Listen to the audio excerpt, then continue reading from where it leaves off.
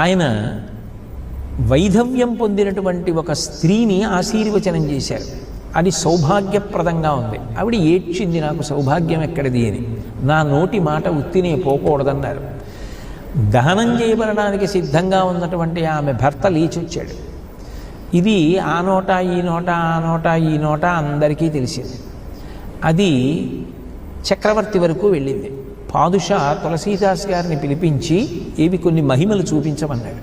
నేను చూపించడం ఏమిటి, నేనన్నమాట రామచంద్రమూర్తి నిజం చేస్తారు, ఆయనకు అది ఇష్టం అవ్వాలి, అంతేకాని నా అంత నాకు శక్తి ఉంది, నేనేమి శక్తివంతులను కాను, నేను చెయ్యలేనటువంటి మహిమలు అన్నారు. ఆయనకి కోపం వచ్చి కొరడాలతో కొట్టి శిక్షించమన్నారు.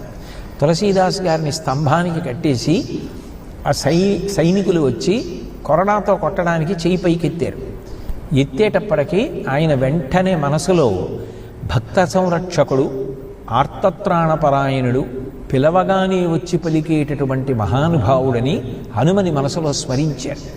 స్మరించేటప్పటికీ పెద్ద పెద్ద కోతులు ఎక్కడి నుంచి వచ్చాయో తెలియదు, అంతఃపురం అంతా నిండిపోయి ప్రతి భటుడి పక్కన 2 వానరాలు చప్పున ఉన్నాయి. అన్ని వానరాల్ని చూసి వణికిపోయారు. అప్పుడు తులసీదాస్ గారు రామచరిత ఈ హనుమాన్ చాలీసా చేశారు అని చెప్పి లోకంలో ప్రఖ్యాతి అయినటువంటి కథ ఒకటి ఉంది.